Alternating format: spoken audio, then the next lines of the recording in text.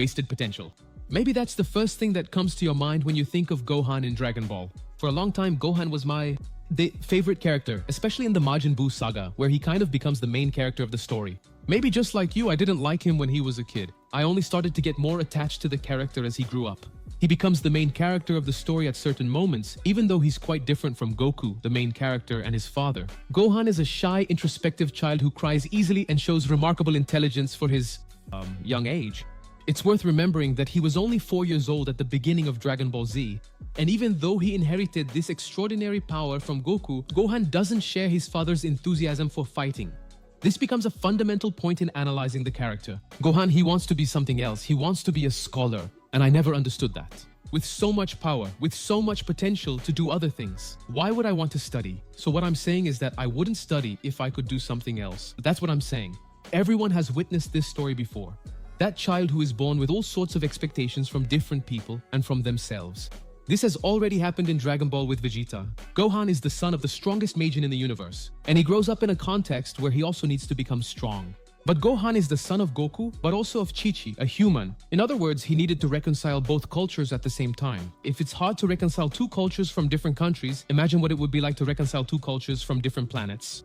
Gohan has a father whose literal duty is to save planet Earth. And this is very important, and you'll understand why. Gohan already had huge responsibilities just by being born into this scenario. And Gohan was never against this, he always accepted it. Some children have the trait of accepting things more easily, especially shy children, which was his case. Although the tendency to internalize rules quickly evolved as a natural inclination, both a child's temperament and parenting style determine the strength of these internalized expectations. Even Pavlov's dogs, famous for demonstrating how the environment shapes behavior, showed temperament differences that affected their ability to be conditioned, and this also applies to children. Some children have what psychologists call temperamental resistance to control, which interferes with their ability to internalize rules.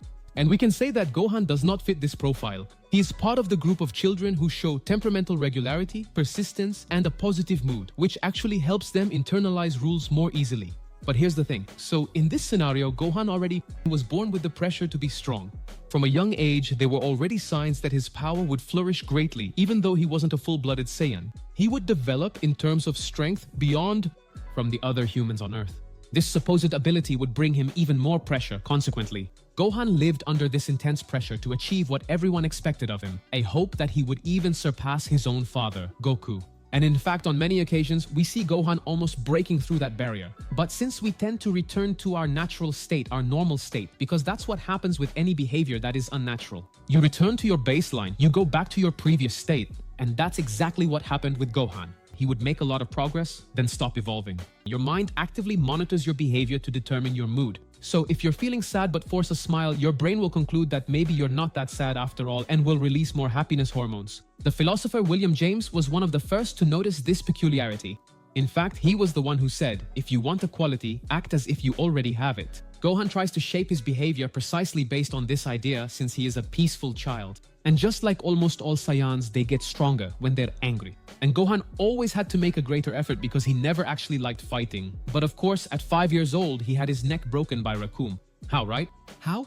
I clearly remember the episodes where Chi-Chi tried to force Gohan to study. And at the time, I thought that made no sense at all. Why did he have to study? He was powerful. He could have whatever he wanted for himself, but Chi-Chi had a point.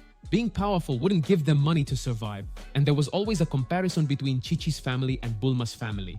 But Gohan's personality just didn't seem to fit in with fighting. Gohan, just like me, was also an introverted child who didn't like talking to people much, preferred to be out in nature, playing with animals, but he couldn't have such a comfortable and simple life. After Goku's death, Piccolo became responsible for training Gohan and put the 4-year-old boy through countless endurance tests to shape a kid who didn't have a fighting spirit. And this in fact transformed Gohan. It made him learn to fend for himself and brought him more independence. Gohan became more resilient and stronger. This prepared him for the battles against the Saiyans, and it was in this saga that he witnessed several deaths, including Piccolo's, who had been present in his life. And this situation, in a way, put even more pressure on Gohan, creating a kind of sense of urgency that he had to fight and become stronger.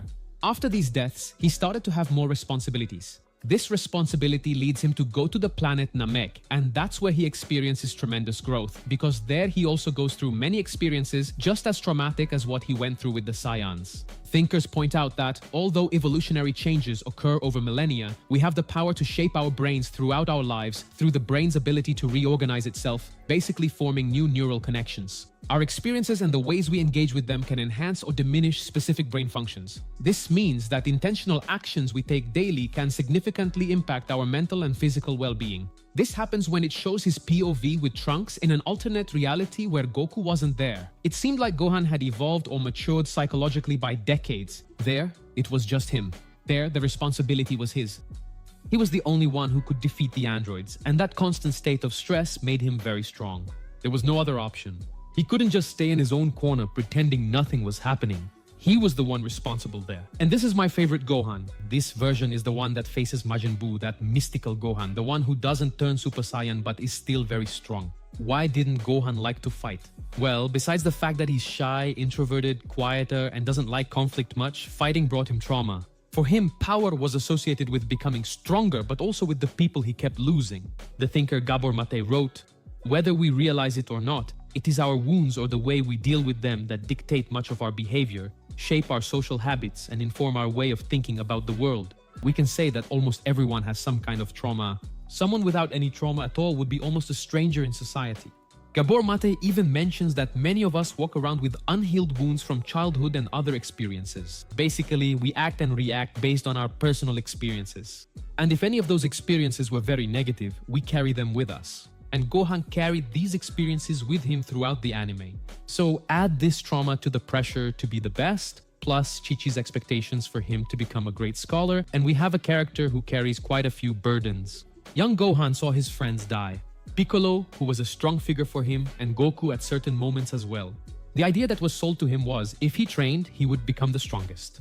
And in fact, in Dragon Ball, for those who train, especially for the Saiyans, training brings incredible power. It seems that if Gohan trained, he would be much stronger than Goku and Vegeta. And after Goku's death in the Cell Saga, Gohan now had the responsibility of being the one to protect Earth. However, it's precisely here that things really start to get complicated. In this saga, he tries to be the warrior who protects people, and that leads him to become the great Saiyaman. But at the same time, he can't train as hard as he used to. The anger he had channeled in the Cell Saga, which allowed him to defeat Cell, was no longer there.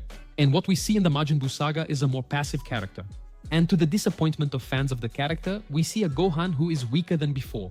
Gohan only takes part in the martial arts tournament because of Videl. It's as if for him, a fighting environment is a very small motivator.